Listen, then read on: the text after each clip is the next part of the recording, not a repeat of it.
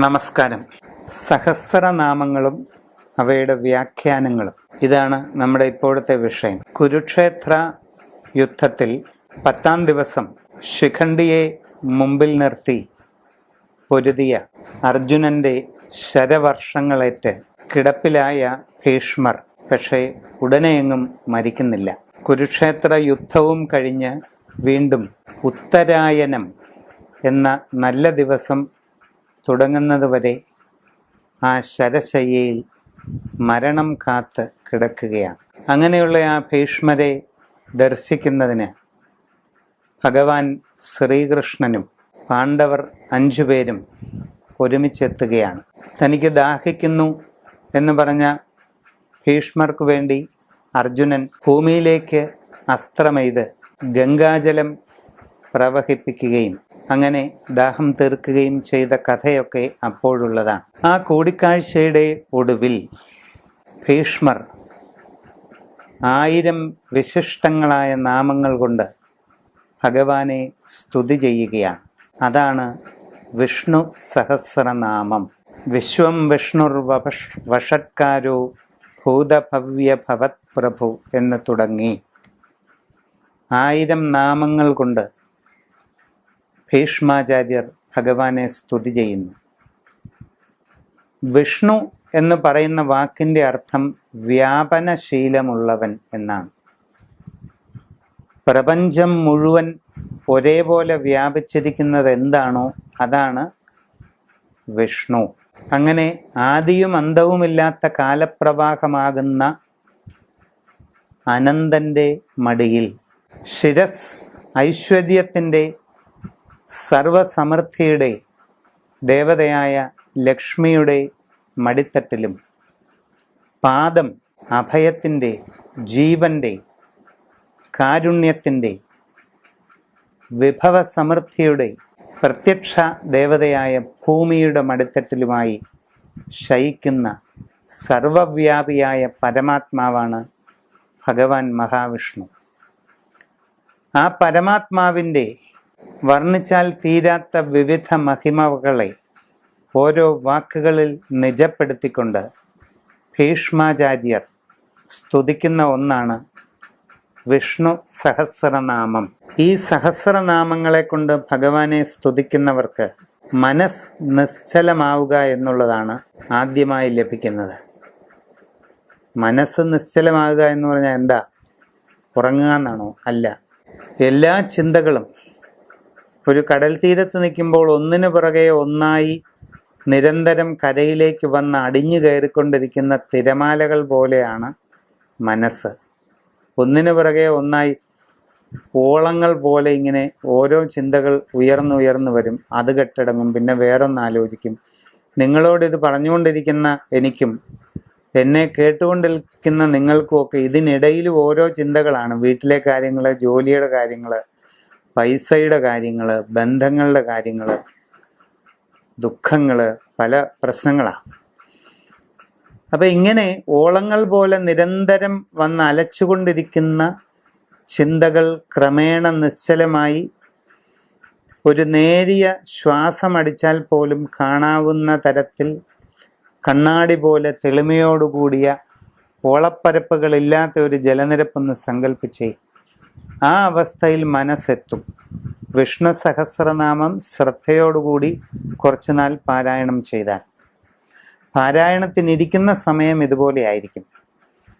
അങ്ങനെയുള്ള സമയത്ത് എന്തു പ്രാർത്ഥിച്ചാലും അത് നടക്കും. അതാണ് അതിൻ്റെ ചുരുക്കം.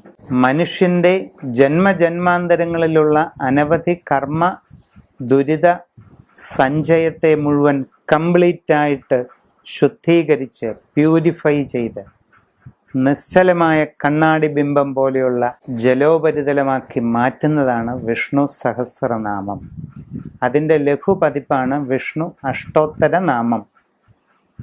അപ്പം എങ്ങനെയും ശ്രദ്ധയോടുകൂടി ഇത് ജപിക്കാൻ തുടങ്ങിയാൽ കുറച്ച് മാസങ്ങൾ കൊണ്ട് ഏകാഗ്രത വരികയും വീണ്ടും ഇത് തുടർന്നാൽ മനസ്സ് നിശ്ചലമാകുകയും ആ നിശ്ചലാവസ്ഥയിൽ ഭഗവാനോട് പ്രാർത്ഥിക്കുന്നത് എന്തും സാധിക്കുകയും ചെയ്യുമെന്നുള്ളതാണ് അതിൻ്റെ ഫലശ്രുതി. ഇനി ശിവൻ താണ്ഡവ നൃത്തം നടത്തുന്ന ദേവനാണ്. സന്ധ്യാസമയത്ത് ഈ പ്രപഞ്ചം തന്നെ വേദിയാക്കിക്കൊണ്ട് ആനന്ദവും അതേസമയം രൗദ്രവും ഒരേ സമയം സമന്വയിപ്പിച്ച മഹാനടനം നടത്തുന്ന മൂർത്തിയാണ് പരമശിവൻ. നിങ്ങളെല്ലാം കണ്ടു കാണും ശിവതാണ്ഡവത്തിൻ്റെ, ശിവനൃത്തത്തിൻ്റെ വെങ്കല പ്രതിമകൾ. താഴെ കിടക്കുന്ന ഒരു വിചിത്രമായ രൂപത്തിൻ്റെ മേൽ വലതുകാൽ ചവിട്ടി ഇടതുകാൽ ഉയർത്തി മറുദിക്കിലേക്ക് ചൂണ്ടിയ നിലയിൽ നിൽക്കുന്ന ശിവരൂപം, ഉയർന്നു നിൽക്കുന്ന വലത്തെ കൈയിൽ എരിയുന്ന അഗ്നി, നാം നോക്കുമ്പോൾ കാണുന്ന ഇടതുവശത്തെ കൈയിൽ ഉടുക്ക് അഥവാ ഡമരു, ശിവന്റെ വലതുഭാഗത്തുള്ള രണ്ടാമത്തെ കരം ഉയർത്തി അഭയമുദ്ര കാണിച്ചുകൊണ്ടിരിക്കുന്നു. അഭയം. ശിവന്റെ ഇടതുഭാഗത്തുള്ള രണ്ടാമത്തെ കരം ഉയർത്തിയ കാൽ ചൂണ്ടിയ അതേ ദിശയിലേക്ക് ചൂണ്ടിപ്പിടിച്ചിരിക്കുകയാണ്. ഈ രൂപമാണ് പ്രശസ്തമായ നടരാജ രൂപം. ഇതിനൊരർത്ഥമുണ്ട്. വികൽപ്പം പിടിച്ചതും വിഭ്രാന്തവുമായ ഒരു സങ്കല്പമാണ് മുയലകൻ എന്ന അസുരൻ്റേത്. അപസ്മാരമെന്നും പറയും. ആ അസുര ജന്മത്തിൻ്റെ മുകളിലാണ് തൻ്റെ വലത്തേക്കാൽ ഊന്നി ശിവൻ നൃത്തം ചെയ്യുന്നത്. എന്ന് പറഞ്ഞാൽ എല്ലാ വിഭ്രാന്തികളെയും പിടിച്ചു കെട്ടി തൻ്റെ കാൽ ചുവട്ടിൽ അമർത്തുന്നതിന് പര്യാപ്തമാണ് ശിവപാദം. എന്ന് പറഞ്ഞാൽ ബോധം. മനസ്സിൻ്റെ ബോധമുണർന്നാൽ എല്ലാ വിഭ്രാന്തികളും ഇല്ലാതാകുമെന്നാണ്. എല്ലാ മനോരോഗങ്ങളും അപ്രത്യക്ഷമാകും. ഇനി വലതുഭാഗത്തായിട്ട് ഉയർന്നു നിൽക്കുന്ന കൈകളിൽ കാണുന്നത് കത്തിയെരിയുന്ന അഗ്നിയാണ്. ആ അഗ്നി പ്രപഞ്ചത്തെ മുഴുവൻ സംഹരിക്കുന്ന പ്രളയാഗ്നിയുടെ സൂചകമാണ്.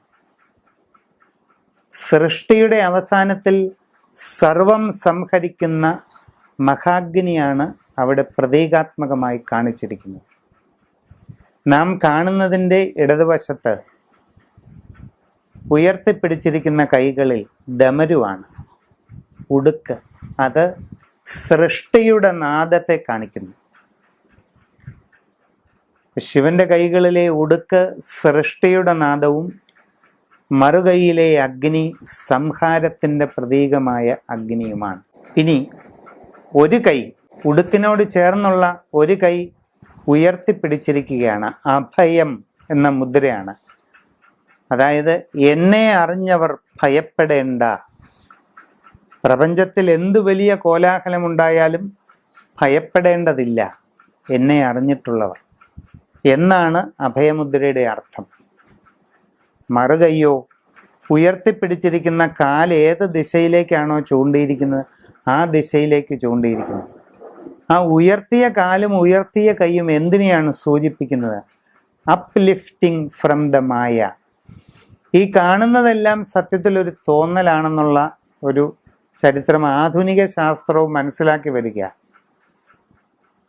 ഇന്ന് നമ്മൾ സത്യമാണെന്ന് കാണുന്ന പലതും വാസ്തവത്തിൽ മിഥ്യയാണെന്നുള്ള യാഥാർത്ഥ്യത്തിലേക്ക് അല്പാൽപമായി അടുക്കുകയാണ് ശാസ്ത്രം. അങ്ങനെ നമ്മളെ കോലം കളിപ്പിക്കുന്ന, നമ്മളെ കൊണ്ട് കോലം തുള്ളിപ്പിക്കുന്ന ഈ മിഥ്യയിൽ നിന്നുള്ള മോചനമാണ് പാദങ്ങൾ, ഉയർത്തിയ പാദവും കരവും സൂചിപ്പിക്കുന്നത്. ഇനി ഈ ശിവൻ നൃത്തം ചെയ്യുന്നതിന് ചുറ്റുമായിട്ടൊരു വലയം ഇങ്ങനെ കാണാം. നടരാജ പ്രതിമകളിലെല്ലാം നൃത്തം ചെയ്യുന്ന ശിവരൂപം ഒരു വൃത്തത്തിൻ്റെ അകത്താണ്. അതിന് തമിഴിൽ തിരുവാശി എന്ന് പറയും. എന്താണത്? ഒരു പരമാണുവിനെയാണ് കാണിക്കുന്നത്. ഒരു പരമാണുവിൻ്റെ, ഓരോ പരമാണുവിൻ്റെ ഉള്ളിലും നൃത്തം ചെയ്തുകൊണ്ടിരിക്കുന്ന അതിസൂക്ഷ്മമായ ഊർജമെന്നത് സാക്ഷാൽ പരമശിവനാകുന്നു. ഈ പ്രപഞ്ചം മുഴുവൻ നിറഞ്ഞു നിൽക്കുന്ന ഓരോ പരമാണുവിലും നൃത്തം ചെയ്യുന്ന നടരാജനാണ് ഈ പ്രപഞ്ചത്തെ ചലിപ്പിച്ചുകൊണ്ടിരിക്കുന്നത്. ആ ചലനത്തിൻ്റെ കടുംതൊടിയിൽ നിന്ന് ഉയരുന്ന 1000 ശബ്ദങ്ങളാണ് ശിവസഹസ്രനാമം. അത് ചൊല്ലുന്നവൻ പിന്നെ മറ്റൊന്നിൻ്റെയും ആവശ്യമില്ല. പരമശിവന്റെ ആ 1000 നാമങ്ങൾ കടുംതുടിയിൽ ഉയരുന്ന നാദമാണ്. ആ നാദം അതേപടി ഹൃദയത്തിൽ സ്വീകരിച്ച് അത് ചൊല്ലുന്നവന് സാക്ഷാൽ കൈലാസത്തിലെത്തി പരമശിവന്റെ തൃക്കൈയിലെ കടുംതുടി നേരിട്ട് കേൾക്കുന്ന അനുഭവമാണ്. എന്ന് പറഞ്ഞാൽ ഈ ലോകത്തിലെ ദുഃഖ ദുരിതങ്ങളൊന്നും അവനെ തീണ്ടുകയില്ല ഒരിക്കലും എന്ന്. ചൊല്ലുന്നത് ഏകാഗ്രതയിൽ വേണം. ജപം എങ്ങനെ വേണമെന്ന് മുമ്പൊരു വീഡിയോയിൽ പറഞ്ഞിട്ടുണ്ട്, അതുപോലെ ചൊല്ലണം. അത് പ്രത്യേകം പറയുന്നു. അതിൻ്റെ ലഘുവായ പതിപ്പാണ് ശിവ അഷ്ടോത്തര നാമം. അപ്പം ഇതാണ് ഈ 2 സഹസ്രനാമങ്ങളുടെയും ഫലം. ഇനി ലളിത സഹസ്രനാമമാണ് മൂന്നാമത്തേത്. സാക്ഷാൽ പ്രകൃതി. ഈ നമ്മളീ കാണുന്നത് മുഴുവൻ എന്താണെന്ന് ചോദിച്ചാൽ പ്രകൃതി, നേച്ചർ എന്ന് പറയും. ഈ പ്രപഞ്ചത്തിൽ കാണുന്നതെല്ലാം നേച്ചറാ. ഓരോ ചലനവും നേച്ചറാ. കാറ്റടിക്കുമ്പോൾ ഇലകൾ അനങ്ങുന്നു, വൃക്ഷച്ചില്ലകൾ അനങ്ങുന്നു. ഇപ്പം ഞാനിവിടെ ഇരുന്ന് പറയുന്നു, അതിൻ്റെ ഇടയ്ക്ക് നിങ്ങളെ കൈയും ഒക്കെ കാണിക്കുന്നു. ചുണ്ടുകൾ അനങ്ങാതെ പറച്ചിൽ നടക്കില്ല. വായു അനങ്ങാതെ ശബ്ദം പുറത്തോട്ട് വരില്ല. നമ്മൾക്ക് രാവിലെ ഉണർന്നെഴുന്നേൽക്കുമ്പോൾ തൊട്ട് ചലനങ്ങളാണ്. കിടക്കുന്നിടത്തു നിന്ന് എഴുന്നേൽക്കണം, അത് കഴിഞ്ഞ് പോയി ബ്രഷിങ്, കുളി, എന്തെല്ലാം ചെയ്യുന്നു. അത് കഴിഞ്ഞിട്ടാണ് ഓരോരുത്തരും ജോലിക്ക് പോകുന്നത്. ഈ ചലനം ഒന്ന് നിന്നുപോയാൽ ഇത് വല്ലതും നടക്കുമോ? അപ്പം പ്രപഞ്ചത്തിൽ നിറഞ്ഞു നിൽക്കുന്നത് കൈനറ്റിക് എനർജിയാണ്, ചലനാത്മകതയാണ്. ഈ ചലനത്തിന് ആവശ്യമായിട്ടുള്ളത് എന്താ? ഒരു ചലനം, ഒരു നിസ്സാരമായിട്ട് ഒരു പഞ്ഞി ഇവിടെ വെച്ചിട്ട് അതിനെ അവിടെ നിന്ന് മാറ്റണമെങ്കിൽ എന്ന് ഊതേണ്ടി വരും. ആ ഊതുന്നതിൽ പോലും ഒരല്പം ഫോഴ്സ് ചെലുത്തണം. ഫോഴ്സ്, അതാണ് കാര്യം. ഫോഴ്സ് എന്ന് പറഞ്ഞാൽ ശക്തി. അപ്പം ചലനങ്ങൾ നടക്കണമെങ്കിൽ എന്ത് വേണം? ശക്തി വേണം. അപ്പം അത്രയേ ഉള്ളൂ ചുരുക്കം. ആ ശക്തിയാണ് ഈ ശക്തി, പ്രപഞ്ചശക്തി.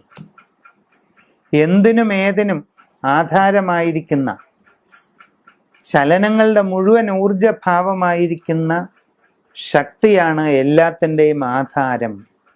സർവാധാരേച സർവജ്ഞേ. എല്ലാത്തിനും ആധാരമായിരിക്കുന്നവളെ, എല്ലാം അറിയുന്നവളെ. അപ്പം ചലനങ്ങളുടെ മുഴുവൻ നിദാനമായ ആ ശക്തിയെ നമ്മളൊരു ഫീമെയിൽ എക്സ്പ്രഷനാണ് കൊടുത്തിരിക്കുക. സ്ത്രൈണഭാവം, അതാണ് പരാശക്തി, പരമയായ ശക്തി, പരമമായ ശക്തി എന്നും പറയാം. ആ പരാശക്തിയുടെ ഭാവങ്ങളെ വാഴ്ത്തുന്നതാണ് പ്രകൃതിയിൽ കേൾക്കുന്ന എല്ലാ മർമ്മരങ്ങളും. കാറ്റടിക്കുമ്പോൾ ഇലകൾ അനങ്ങുന്നു, അതിൽ നിന്നുണ്ടാകുന്ന മർമ്മര ശബ്ദം, കുയിൽനാദം.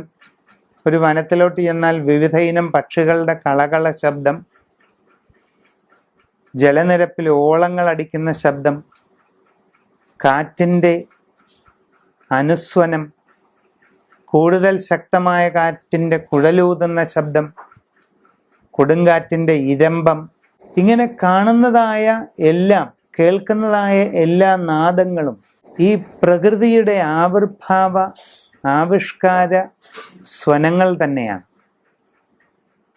അങ്ങനെയുള്ള പ്രകൃതിയിൽ നിന്നും ഉണരുന്ന എല്ലാ സ്വനങ്ങളും ഒന്നു ചേർന്ന് അതിന് ഒരു വിശിഷ്ട പദാവലി ഘടിപ്പിച്ച് ആ വൈശിഷ്ട്യത്തിലേക്ക് വരുമ്പോൾ ഉണ്ടാകുന്നതാണ് ലളിത സഹസ്രനാമം.